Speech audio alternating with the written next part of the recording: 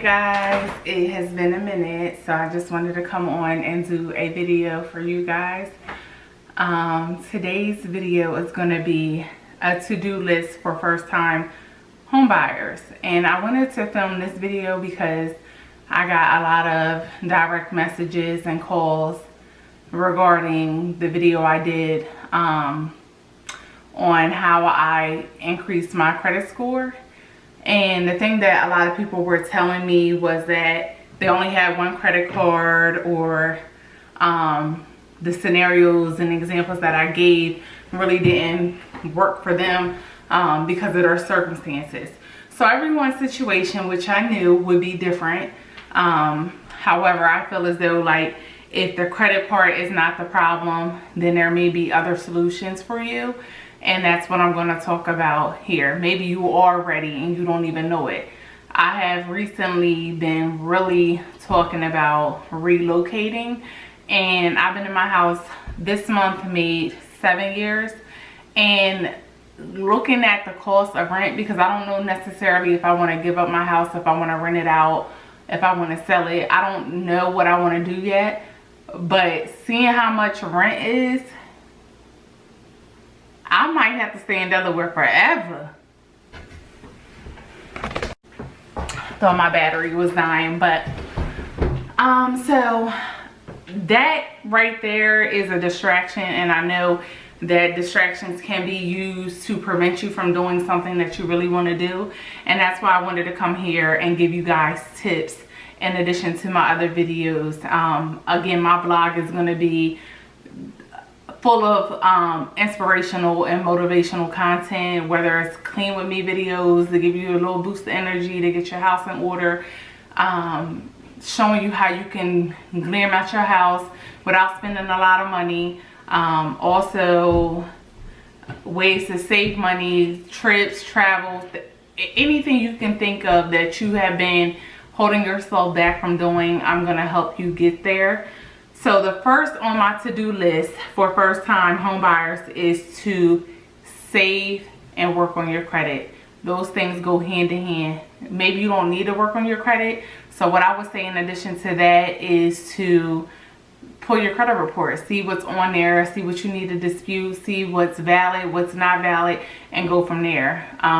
If your credit score, you know, because a lot of times people will work jobs that may not be paying that much, but the thing about good credit is it will help you get those lower interest rates. It will help you get those loans, but they are going to want to know that you can afford the homes on your own as well. So before you look at any properties, I would tell you to save and to get that credit in order. If you choose to work with a realtor, they won't even want to take you out unless you're pre-approved for a property, because it's a waste of time. Because once you find a property that you absolutely love and adore, you can't put an offer on it because there's nothing saying that you're qualified to make those arrangements. In addition to saving, you want to calculate how much you are able to afford. One thing that I don't think that I took into consideration when buying my house was homeowner association fees, and that is very common. Like a lot of your townhouses or like new communities may have those fees that can range anywhere from $250 to $300 a year, and they come with their benefits and perks, but you also have to add that price in when you're thinking about what you can afford. Don't go off what you can afford based on the amount of overtime and everything you do, because overtime is not permanent pay. That can be started and stopped at any time. So you really don't want to bank on things like overtime or incentive unless you're guaranteed to get that every time you get paid. So that's what I have for that. My next tip, so those, I'm all the way up to 3 already, because these are like basic things that people don't take into consideration. And just to double back, I will say that there are programs that will help you with your closing costs and everything.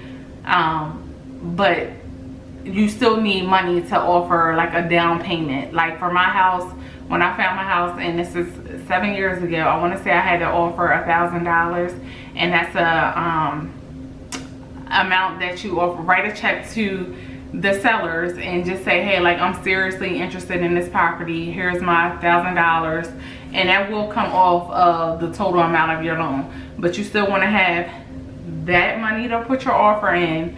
And I'm just speaking on my experience, my behalf. It may be different for someone that's going into the first time home buying process when they're building a home. So I'm not sure on that one.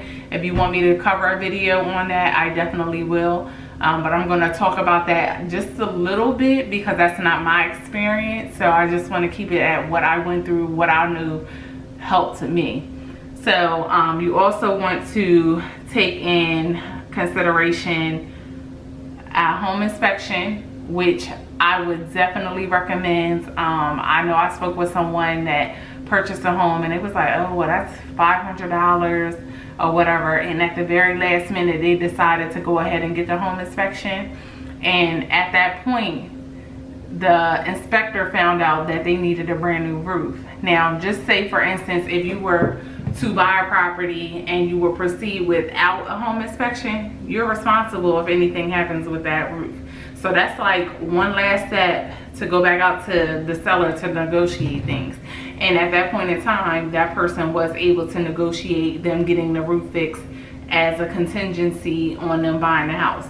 So $500 or thousands of dollars for a new roof. Like, that's how you gotta kind of look at that. And you also have to consider like your insurance and taxes that are going to be added into your mortgage as well. So once you figure out what you can afford, then you can go shop around for your mortgage. My mortgage company was like a small, like mom and pop company. I can't even remember the name of it, to be honest with you. But after that, it was sold to Wells Fargo. So my first mortgage payment when I went to closing and everything, the check that I had to write was under one company, and then the month later it was at Wells Fargo. So going forward, I was able to make my mortgage payments to that particular company. The next tip after that is to decide on the home you want. And there are a lot of different things regarding that. Like, I did go through the first home buying process. Again, this is my experience, what I went through, because I am a single person. If you are buying a house with someone, let's say that this is your domestic partner, and you want to utilize like the first home buying process, anyone that is going to reap the benefits of that has to attend those classes as well. Now, I didn't have many classes to attend because most of the program, as I understand, was surrounding getting your credit repaired and things of that nature. And by the time I found out about the first home buying process, I had already got my credit to where it needed to be. So I only had to attend a one-day program, which was 8 hours, and I was given my certificate at that time. So everyone's situation and experience may be different, but that I do know that anyone whose name is going on the deed or on the mortgage will have to, on the mortgage from the bank, will have to attend that first home buyer program class. And depending on how much you make, it may knock you out of the box to do that. So you just have to do your research. So for number 5, I'm going to say decide on the house you want, and I'm going to tie into do your research. A lot of times people get so fascinated once they know they have a credit and they just want to settle on anything. This is a place that you might potentially be in for 30 years. So you want to consider the neighborhood. Like I said, I'm thinking about relocating, and the only place that I've known and lived at for the last however many years, because I'm not originally from Delaware, but I've lived in Delaware long enough to where this is my primary home. I don't know how schools are in Arizona. I don't know what's the best neighborhoods to go to. I don't know how their doctors, their healthcare, I don't know those things. So you're taking a big risk. So give yourself time to visit those areas, check them out at nighttime. During the daytime, you want to see the type of crowd and activity that they're bringing. Also during this time, research like different realtors or companies, because they might have front end experience as far as, oh, this house is coming on the market, and you talk to them and you said you want a washer and dryer on the main floor, you want 3 bedrooms, 2 bathrooms, whatever you want. A realtor already has a database, and they may already have partnerships with other realtors, and if they know that Susie Q up the street is about to put her house on the market and it meets all of your credentials, you might want to go ahead and work with a realtor for that simple reason. I know for myself personally, I looked at 10 different houses. When I found my house, I was 7 months pregnant. I was desperate to get out of my dad's house. That was the first time I lived with my dad, and I love my dad dearly, but I already had Jordan and I was pregnant with Kason, and I was staying in a one bedroom basically. So I was ready to go. I was on a time crunch, and I knew for me that I didn't want to buy a property that needed a bunch of work done. You may be okay with that. You may be able to get a good deal in a good neighborhood if you were willing to put in a little bit of elbow grease. Again, because it was just me, I was pregnant, I wasn't doing all that.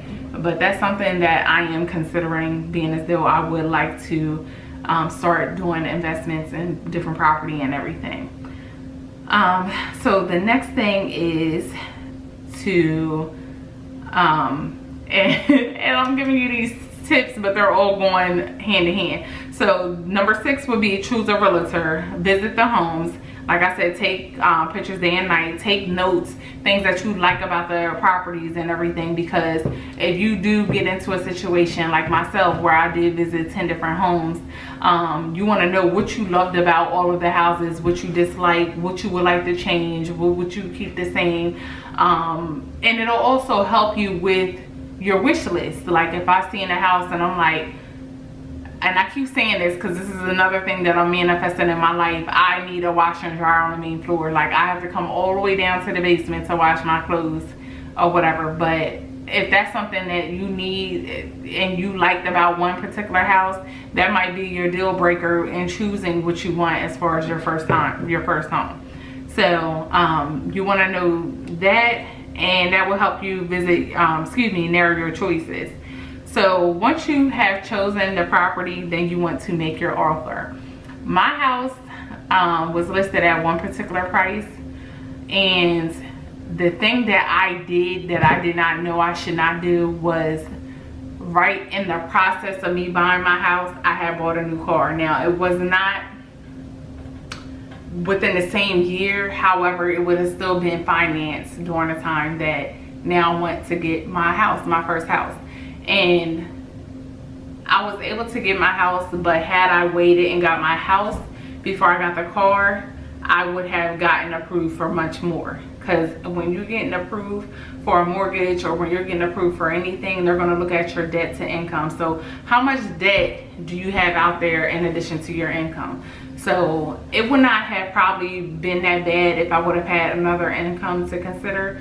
But I will say that do not make any major purchases before buying your house, especially if you're a single person, because they're going to take that into consideration when deciding how much you can borrow with them. So that is just something I wanted to put out there. That also goes for quitting and starting a new job. You might hate your job, but if that job is what will get you that loan to buy that $300,000 house, you might want to learn how to love your job, unless you could find another job that will be able to offer you the same amount of pay or more. So those are things to keep in mind. And be patient, because this process from the start to finish, you're going to be providing the bank constantly with your pay stubs, your bank statements, your taxes, things of that nature. on a weekly basis, and what they're looking for is that you're not posing any risk. And as far as risk, they're looking to make sure that you're not having any NSF fees, and that's meaning non-sufficient funds. You're not out here writing checks that your account can't clear. So they're also checking to make sure that you're not going over the limit. If you're not going over the limit, then that shows them that you're able to handle and manage your account, and you're not robbing Peter to pay Paul, or you're not living beyond your means. They're checking your pay stubs and your W-2s just to make sure that there hasn't been a decrease or anything significantly that has changed within your credit during any amount of time. So those are things that you want to take into consideration. I'm telling you now, it is a pain in the behind, but it is something like you probably need to start doing with your friends and family when they ask to borrow money. Like, okay, I need to verify that you're able to pay me back. Like, they want their money back at all costs or whatever.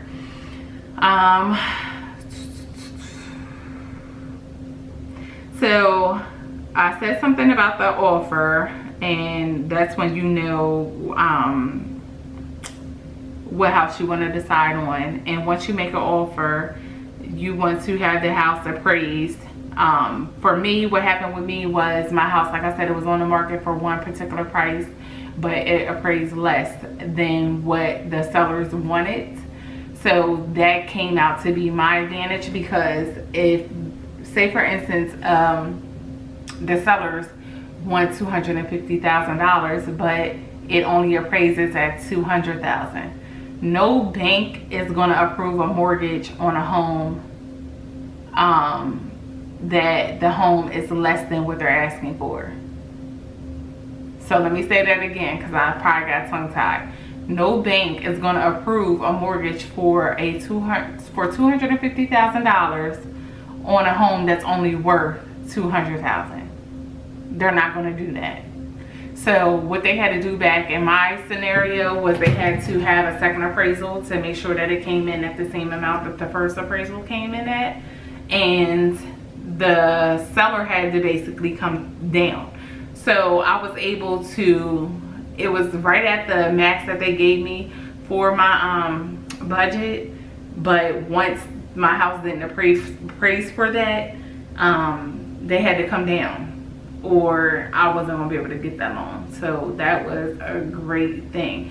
And keep in mind things that you want to consider when buying a house, and I'm adding these tips in as well, is just because a house is on the market for a particular amount does not mean that that cannot be negotiable. Sometimes you have a very aggressive seller that wants to be out of their house in a certain amount of time. It's been on the market for a year and a half. It's not selling. It's not, like, if you're willing to kind of negotiate and see what they're looking for, they're probably willing to come down. But you also want to protect yourself, because it could be things that you may be so excited about this house with, but other people may have noticed different flaws. You never know what people's professions are. It could have been a home builder that's going to look at this house and decided, like, I see water damage, I see a bad neighborhood or whatever, because the realtors are not able to say, like, oh, it's not safe. But there are websites that will tell you, like, the violence or crimes that have happened in that community. So just because you're so excited, like, this has been the first best looking house that you've looked at, it may be other reasons as to why that may have been on the market so long. So you definitely want to take your time to make sure that you're picking the right house for you. And I will say that everybody told me when I was buying my house that you'll know when you enter. And after looking at 10 houses, it was definitely, I think the only reservation that I had regarding my house was that it was around the corner from my dad.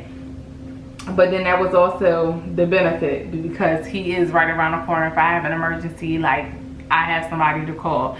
And when you're searching for a house, take someone that knows or that has had a house before. With this being my first house, I was so used to, like, the landlords fixing anything that went wrong. When you buy a house, everything is on you. So if there's anything, my house was completely redone. I had new cabinets, new paint, new appliances, things of that nature. So to me, I'm not thinking that anything on the surface needs to be done, but you also want to consider how old is your hot water heater, how old are your pipes and plumbing, because you can move in and something happens to those things. They're a pretty hefty price to pay after that. And if it's not a new home, they will look at that as being wear and tear, and your insurance will most likely not cover the cost of repair for that. Then you want to, the next step is to schedule a home inspection. You want to do this at perfect timing. And I'll give you an example on why that is. Like, if you have a realtor or a seller trying to schedule your home inspections 2 weeks out, like maybe they know that it's going to be raining and or whatever have you,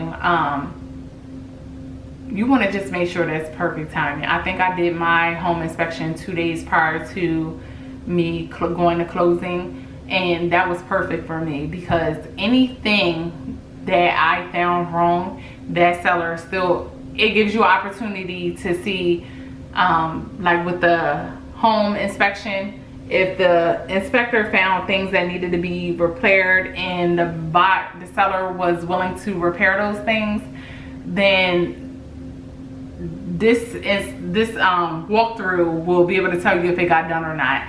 And if it didn't, then you can go back out to the seller and be like, what's going on? This is supposed to be fixed. Another reason why is because my house was empty. Nobody was living in my house when I was going through the process of buying my house. Say for instance, somebody came and busted out all my windows and I signed off saying everything was a-okay. Nobody else is going to come back out to look at the house. So if I signed something saying that it was okay and something happened to the house that far out, I'm responsible for it. And that's how it was broken down to me. I don't know if things have changed, but again, you don't want to do it too soon, and you don't want to wait till the last minute, because you want to give them time to fix things, and you also want to make sure that the things that they were supposed to fix actually got fixed. So that's all I have for you tonight, and I hope that this video was helpful. I hope I explained things to you in a way that you can apply these tips and tricks in your process. And if you are in the process of buying a house or anything like that, leave me a comment. I would love to conversate with you, offer you some words of encouragement, and I wish you the best of luck. Again, a thing for me that's holding me up with relocating is the cost of apartments. So keep me in your prayers, because I know that this is not my forever home. I know that my whole entire life has been manifested into what I wanted. So I know it's gonna happen. I just need to do some more research and go from there. So thank you for watching, and if you haven't done so already, please like and subscribe. Have a good night.